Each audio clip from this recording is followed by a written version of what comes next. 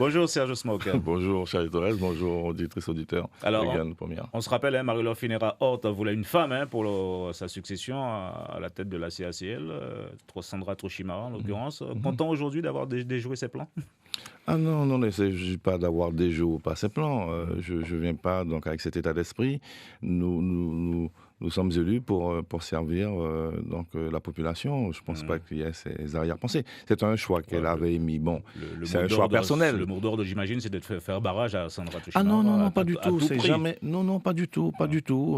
Non, nous sommes venus donc en hommes et femmes libres avec nos projets.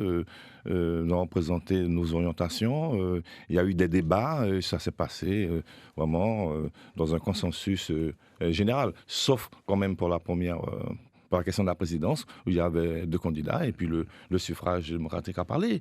Ça ne va pas nous empêcher de travailler ensemble, d'autant plus que Mme Trochimara, une ancienne collègue à moi, nous étions à la fin ensemble, donc on se connaît, et on sait travailler ensemble, et on va faire les efforts pour pouvoir travailler en équipe et de façon intelligente. On va en parler. Alors, concernant vous concernant, on peut dire que vous avez bien caché votre jeu, Serge Smoker, parce qu'on se rappelle, rappelez-vous, il y a quelques jours, ici même, à ce micro, vous disiez « Ah non, la main sur le cœur, je ne suis pas intéressé, je n'irai pas ».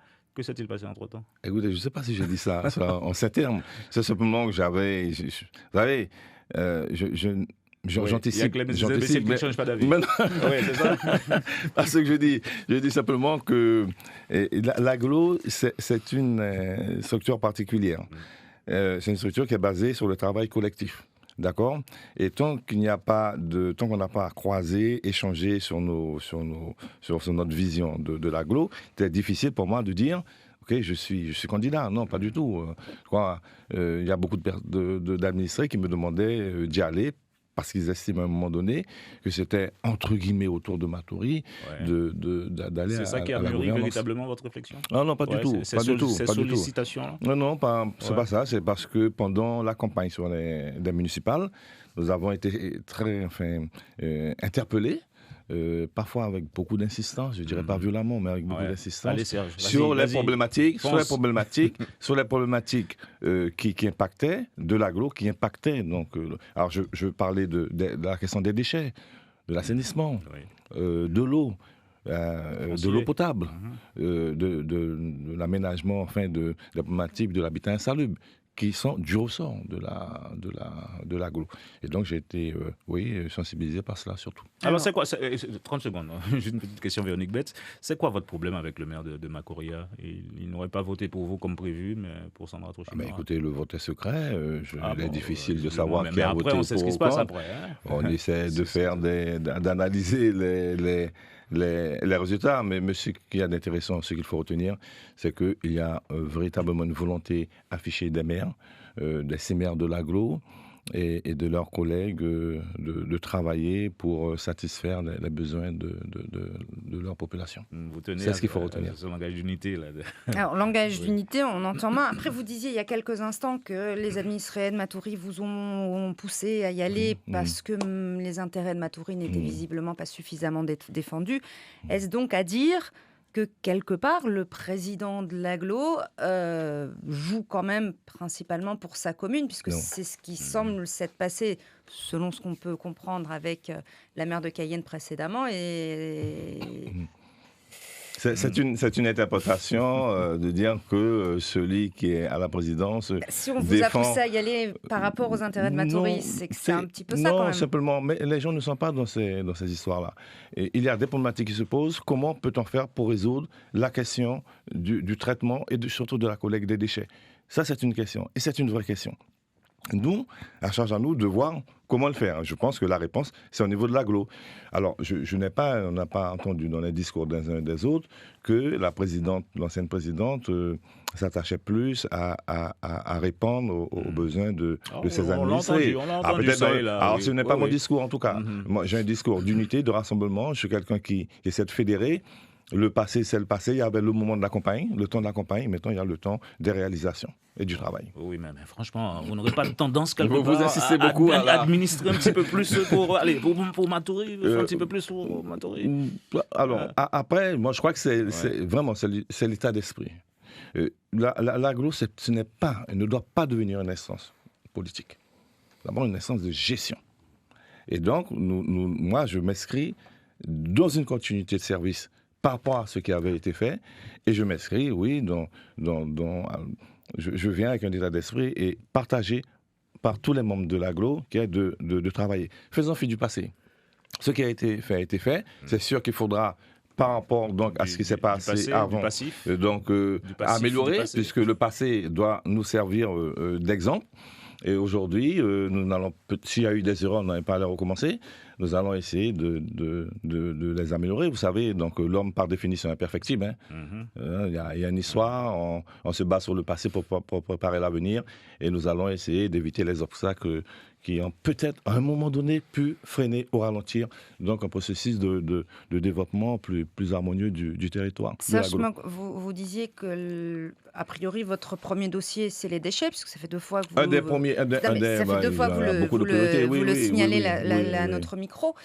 Les déchets, Kenel Ouest, cette fameuse unité de gestion des déchets qui a tant fait débat et qui fait toujours débat.